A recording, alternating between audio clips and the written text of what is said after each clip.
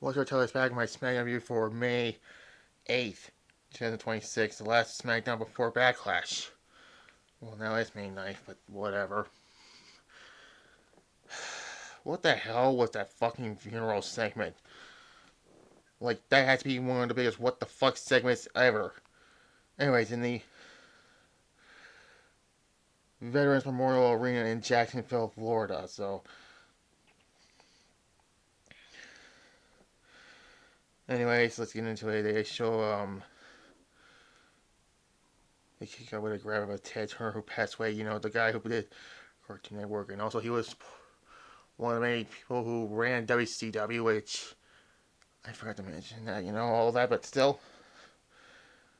Anyways, so we kick out with Jigga Fatu coming to the ring. He says at Backlash he is not fighting Roman Reigns for the title at Backlash. He's looking to take the title and all that. He does that, and then Fatu says everyone tapping in with Fatu and all that, but still.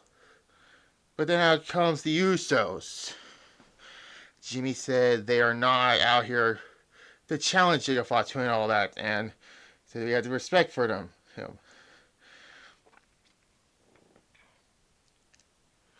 And then Jay says he doesn't think because he doesn't think that Fatu thinks like that and all that. Jimmy says at Backlash, Fatu's family and all that, and he will acknowledge the tribal chief Roman Reigns. And Fatu says, hell no! He tells them he is not losing, he can't lose and all that. He's all gas, no brakes, and all that. Yeah, Fatu is like, it's going to be a great match, but Shane is not going to beat Roman Reigns tomorrow at Backlash. Anyway, he was with Nick Aldis, and all this wish him luck at Backlash, and Royce Keith tells Fatu that failure is never an option, all that.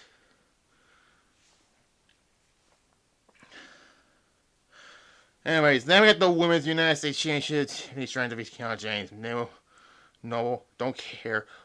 All that, whatever. It was a bad, not a good match. 1 out of 5. And then they're doing a breakup between Kiana and Julia. Whatever. Who the hell cares? Even though I'm not a fan of Family Guy, let's be honest here. I'm more of a Simpsons guy and all that. We cut a lot of the segments backstage with the Gingerbread Man's funeral and all that. Oh my god, what the fuck was all this shit? They say he was in the crowd WrestleMania 3 with the body slam. Really? The bodies? He said he was in the crowd when Austin drove the Zamboni. Like, he was there when Taker's shriek. What the fuck was this? R-Truth comes in and gives Sami Zayn a rose also. R-Truth always never seems to disappoint anybody. And yeah, and then also because it was backstage with Rhea, Charlotte, and Alexa, they're teasing something with them. Maybe by the summer and all that. I just hope they do that and have Charlotte be the one to beat Rhea. But I'm worried they're gonna give this to someone else again.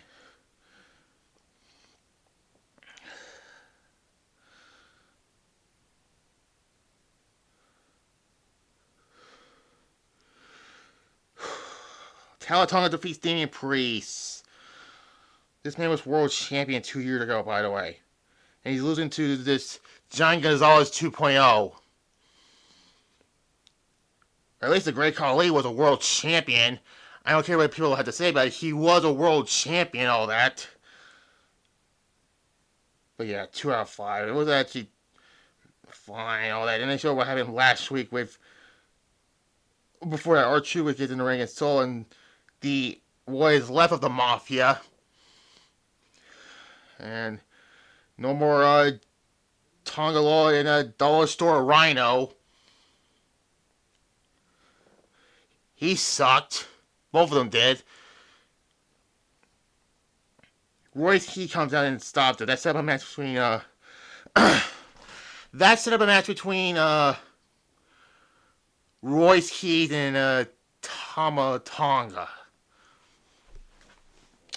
In the main event, by the way, they showed Clever last week with the Miz, Trick, Danhausen, and all that. And they cut to Danhausen sitting backstage, and he asked who would sign up to be his tag team partner at Backlash. And then, yeah. And then Paul Heyman was walking backstage, and he stands in front of the office of Nick Aldis. And I'm like, what the hell does this have to do with anything with him? Why is Paul Heyman doing on SmackDown? And all that. Then we cut to the commercial where I mentioned all that. Then we cut to Paul Heyman and Nick Aldis in his office. Tells him everything to discuss is in the contract, and comes Gunther.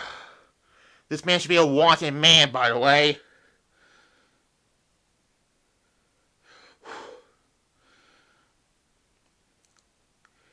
And Heyman gives him the contract and tells him something.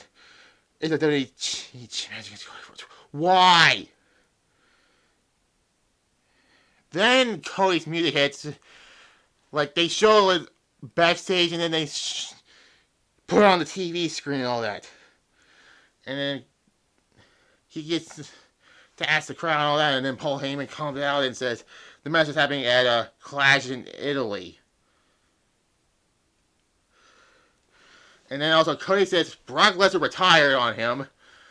Roman was nothing to do with him, and CM Punk rated him. And all that. And then Gunner comes from out of nowhere in the crowd, and then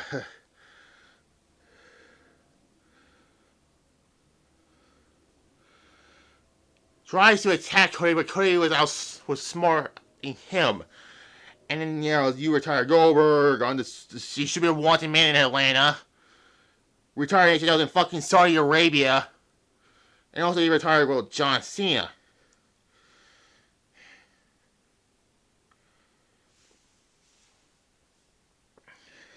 Anyways, I already mentioned about Solo and Tom Tonga and all that.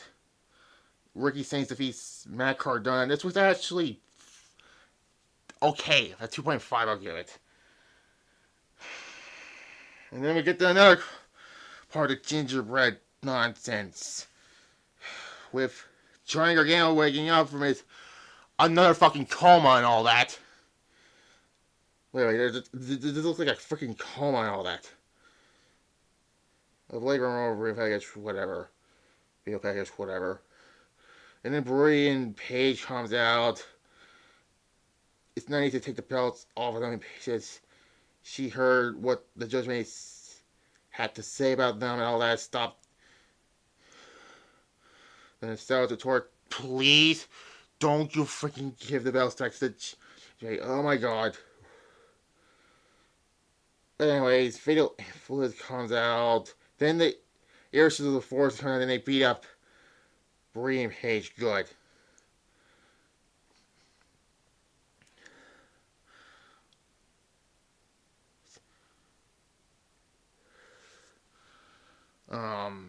Yeah.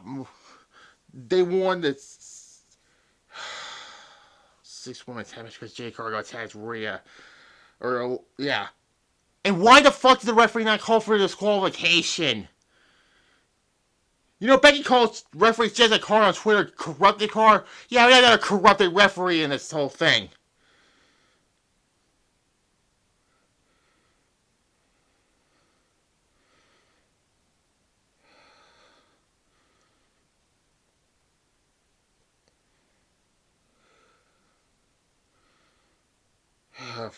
Why? Do we really want to see another Rhea with Jay Cargill match? The match at WrestleMania sucked. It's a 2 out of 5.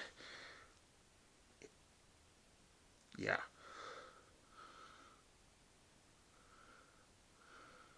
Anyways, moving on to the main event. Royce Keys defeats Tama Tonga. This was the final match. This was your main event match. And there's that. It was probably the best match on this show. 3 out of 5 I'll give it.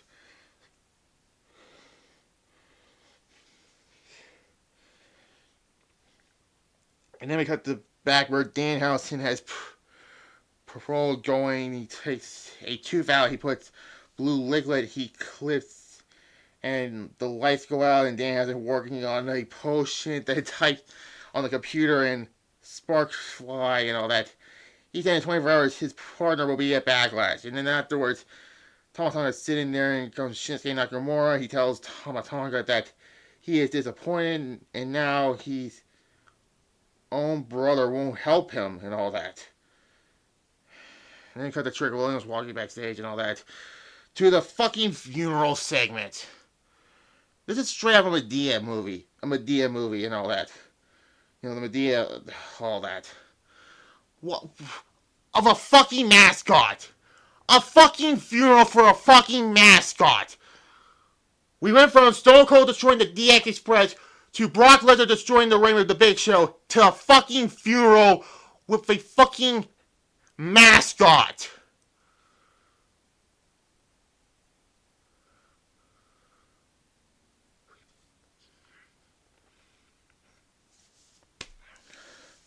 I have no fucking words about that.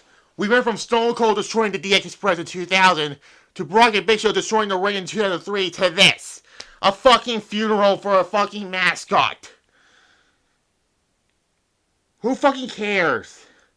So anything comes out and says enough of this, which, seriously, I had that Krusty the Clown saying, what the hell was that? And Angry Grandpa, of course, in peace, that guy, saying, what the hell, and Jesus fucking Christ, Jesus fucking Christ, this was so bad. And then Mashman wakes up, it was fucking, what the fuck was that guy's name again? After Sammy took him out, yeah, Lil Yachi. He was in the fucking casket. It was a fucking ruse.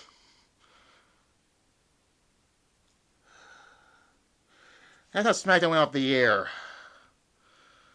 Besides that stupid mascot funeral, SmackDown was okay.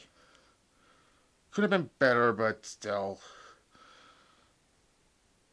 We went from fucking...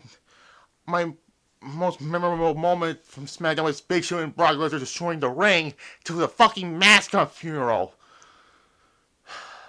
Regardless, I give it a C.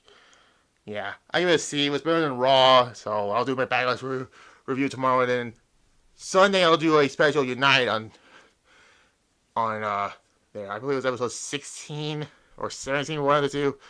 Whatever. Like to feel, comment below, subscribe to the channel, notification bell in there. Bye-bye.